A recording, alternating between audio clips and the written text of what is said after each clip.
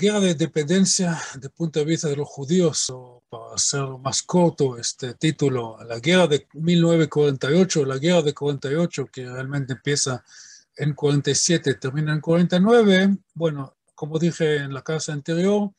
tiene dos etapas. La primera etapa hasta la declaración del Estado, que está justo con la salida del último soldado británico en 14 de mayo. No fue así, quedaba un poco más, pero no importa, como simbólicamente hay una famosa foto con el comandante del ejército británico acá, en un barquito que está yendo a un barco grande que lo va a llevar a su tierra. Y la segunda etapa en 15 de mayo. ¿Qué es la gran diferencia? Que hasta 14 de mayo, estos 6 meses,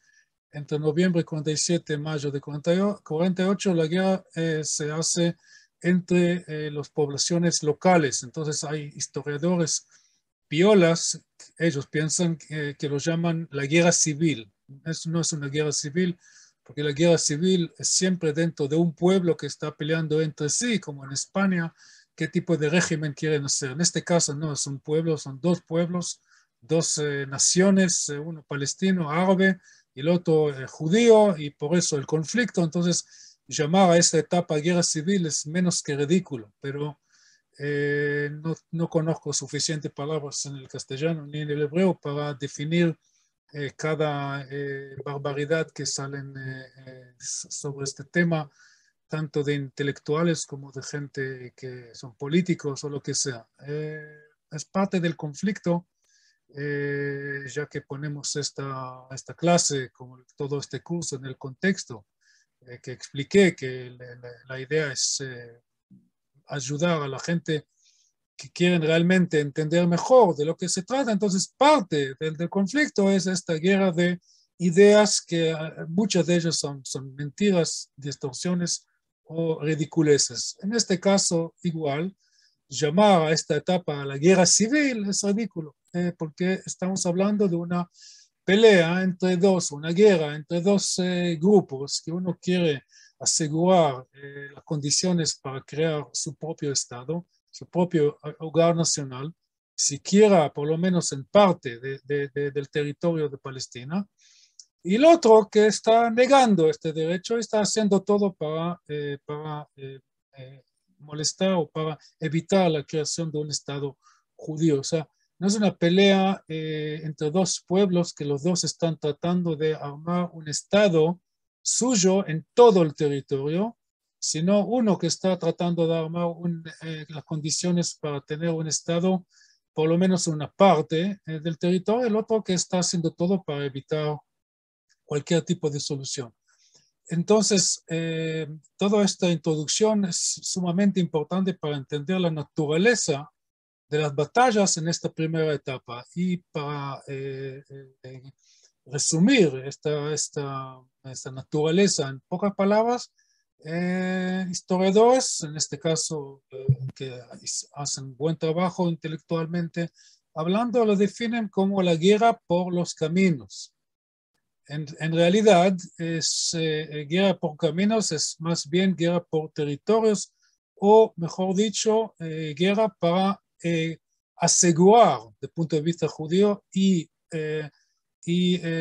molestar, desde el punto de vista de los árabes, o cortar más bien, la continuidad territorial de los distintos pedazos que son la población, los asentamientos de los judíos. Yo mencioné en una de las clases que en 1947 los asentamientos judíos, estamos hablando de 350 asentamientos de todo tipo, pocas ciudades, y claro, muchos kibutzim, moshavim, cualquier otro tipo de asentamientos, algunos de 100 personas, otros de 1000 personas, otros de 5000 personas. En el norte, al lado de la costa del Mediterráneo, yendo al sur, hasta que llegamos al sur de Beersheba, habían allá también unos asentamientos judíos, muy pocos, muy aislados. En total, como he dicho, 350 que ocupan en términos de dueños, o sea, son dueños de 7% del todo el territorio del mandato palestino. Es decir,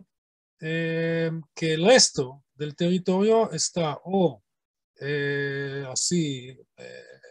el desierto del Negev, por ejemplo, que ocupa más o menos 60% de todo el territorio, y más allá de un poco de parques, reservas naturales, este tipo de cosas, el resto está en manos de los árabes. Pero lo que pasa es que los asentamientos de los judíos no están ligados, o sea, no están en sola una zona. En este momento yo tenía que poner un mapa, y a lo mejor lo voy a hacer después al editar este video, pero ustedes también pueden abrir el mapa de los asentamientos judíos en 1947, no pongan 48 por las dudas para tener el mapa bien claro, o pueden abrir el mapa del plan de partición de la ONU y ver que la comisión UNSCOP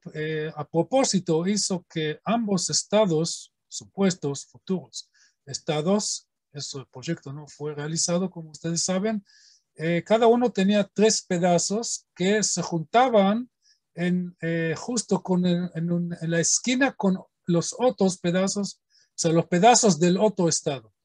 Y con eso, creando una mutualidad, que o sea, la teoría era que cada uno de los lados va a respetar al otro y con eso van a respetar sus puntos débiles. Los árabes, entendiendo eso, ponieron todo el esfuerzo en estos 6 meses justamente en estos puntos débiles. O sea, la idea fue, si ellos cortan, por ejemplo, todos los asentamientos que están bien alto en el norte del Galil del Este, que está pegadito a lo que hoy se llama, o sea, hoy, pero mucho tiempo ya, antes conocía como el Golán, que en aquel entonces era parte del territorio de Siria y hoy ya parte del Golán es bajo del control israelí desde 1967. Entonces, toda esta zona que se llama el dedo del Galilea, que está un poco al norte del mar del Galilea, si este pedazo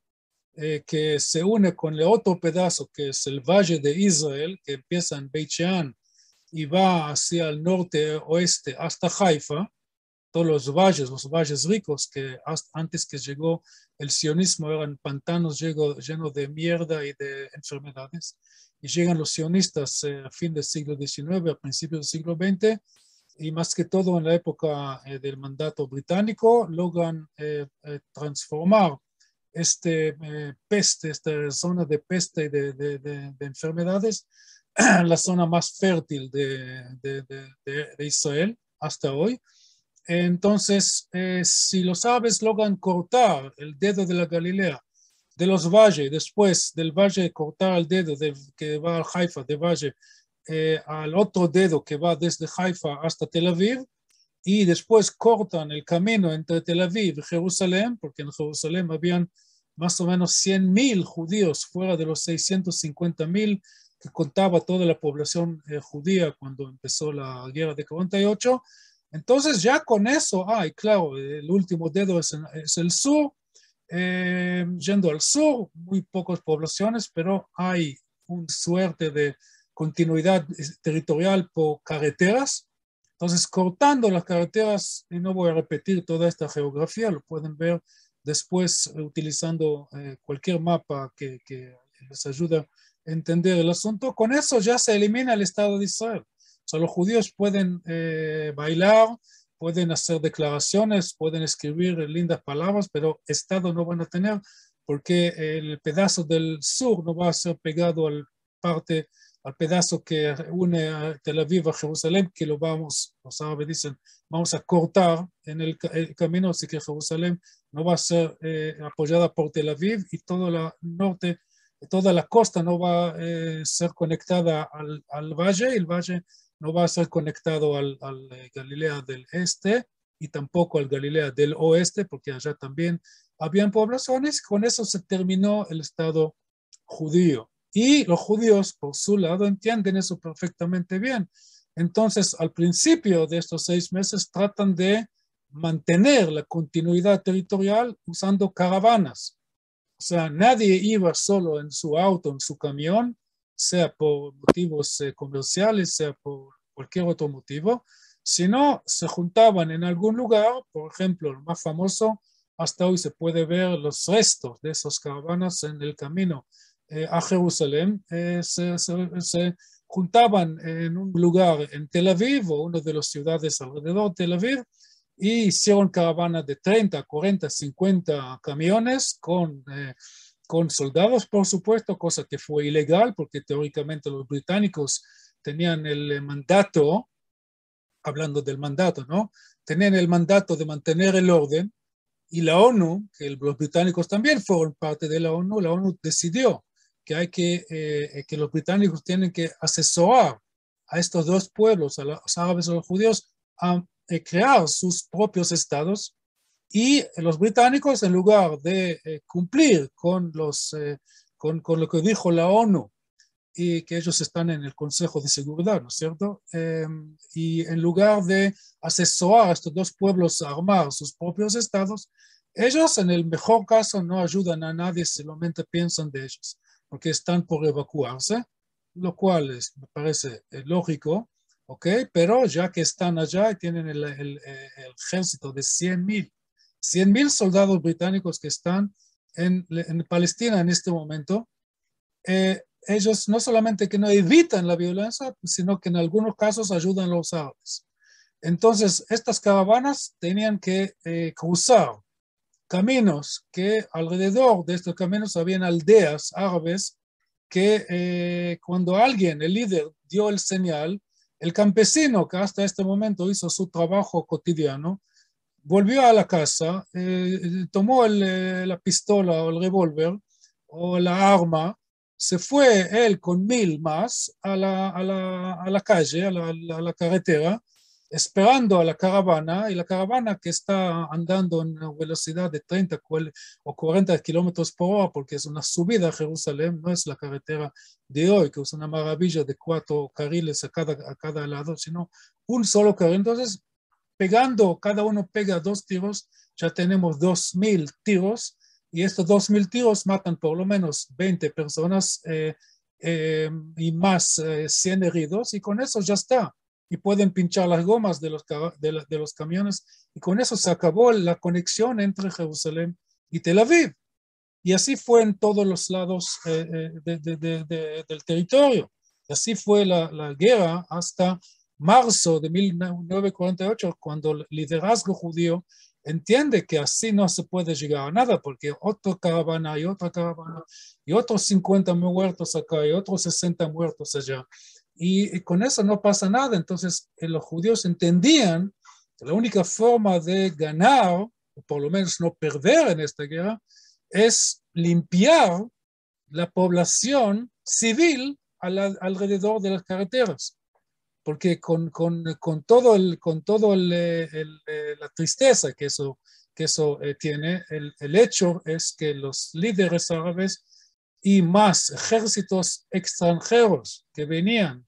penetraban a Eretz Israel, tanto de Irak como de Egipto. Estoy hablando de miles de soldados ilegales y formales. De Egipto llegaron por lo menos 3,000 muchachos de los hermanos musulmanes, o sea, bien fanáticos, con arma y todo. Y desde el norte llegaron de Irak unos ejércitos privados, entre comillas, de uno de Qaubji, uno de Abdelkader el-Husseini. Ellos entraban al norte para ayudar y asesorar a las fuerzas palestinas locales. Y el hecho que la mayoría de palestinos eran inocentes, ¿qué podemos hacer? Si estos ejércitos, tanto locales como los extranjeros, utilizan las aldeas para evitar el transporte judío, entonces la única forma, ya que los judíos eran muy pocos y los británicos molestaban a los judíos a utilizar armas, todo fue en una forma clandestina, entonces no había otra forma más allá de hacer una batalla contra los pueblos alrededor de los territorios. Y esta batalla tuvo algunos éxitos, más que todo es sobre el camino a Jerusalén, no un éxito total, pero por lo menos esta campaña, conocida como el Plan D, que después algunos historiadores mentirosos utilizaban el Plan D para decir que los judíos desde el principio pensaban de una limpieza étnica. Es una mentira terrible, es una barbaridad, porque ya expliqué de dónde viene este Plan D para mantener la continuidad territorial. Entonces, con eso, más o menos termina la primera etapa. Bueno, la segunda etapa, que duró más tiempo, pero es mucho más simple de explicarla, porque empieza en el 15 de mayo. El 14 de mayo, la famosa declaración del Estado de Ben Gurión, viernes a la tarde, 4 de la tarde, y el día siguiente, ya en el día sábado, 15 de mayo de 1948, empieza la invasión de los ejércitos tanto de Líbano, de Siria, de Irak, de Jordania y de Egipto, con ayuda de fuerzas que llegaron también de Arabia Saudita, con la intención de eliminar el Estado judío, ya que los británicos no están, y ya que hay un Estado oficial, entonces ellos salen y declaran que su objetivo es eliminar el Estado judío. La suerte que tenía el ejército israelí, que en aquel entonces, en mayo de 48, estaba bastante mal organizado, con muy poco equipo pesado, como se lo llaman, como canones o aviones o barcos, etcétera, más que todo habían fusiles o este tipo de cosas. Entonces, solamente cuando empiezan a llegar armas desde Checoslovaquia, en fines de abril de 48, es el primer avión que llega, pero importantemente estamos hablando no antes de junio, y solamente en julio ya podemos hablar del ejército israelí como un ejército que tiene suficiente fuerza para empujar estos ejércitos árabes para atrás. Pero en mayo, la suerte que tenía el lado judío, que los árabes entre ellos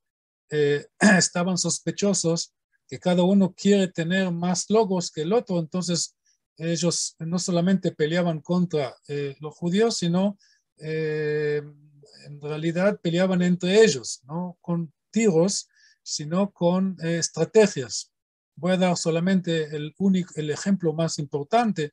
que es el ejemplo del ejército de Egipto, que entra al sur y en lugar de ir solamente directamente a Tel Aviv, llega a 30 kilómetros al sur de Tel Aviv. En el 7 de junio de 48 hay cese de fuego, o 9 o 10 de junio, por ahí, pero en estos 3 primeras semanas el ejército de Egipto llega desde Egipto a 30 kilómetros de Tel Aviv, pero por la sospecha que tiene el gobierno de Egipto contra el gobierno de Jordania, el rey más bien, Abdallah, entonces el ejército de Egipto manda un brazo de su ejército a Jerusalén y llega a unos 10 kilómetros al sur de Jerusalén. Entonces con eso pierden fuerza al no hacer todo lo necesario para eliminar el Estado de Israel. Y también el ejército de Jordania, por entender eso, por entender desde el principio que los chances de ganar los judíos es mitad y mitad, que dice en inglés 50-50, entonces ellos prefieren hacer el esfuerzo sobre la zona de Jerusalén y no ponen todo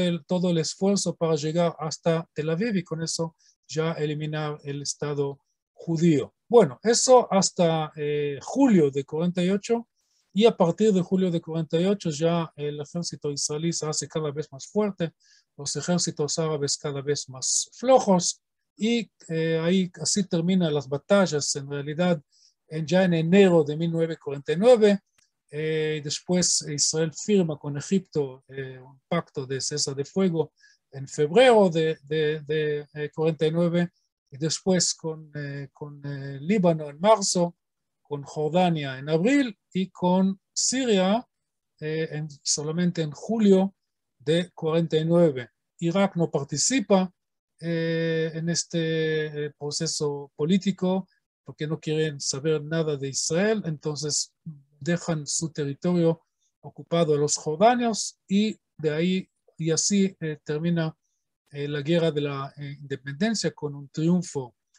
judío que en este momento el Estado judío ocupa 78% del territorio del mandato británico, que según el plan de partición tenía que ocupar solo 55%, pero con eso no termina la guerra, solamente terminó una batalla. Y vamos a seguir en las clases que vienen. Gracias por escuchar. Hasta la próxima.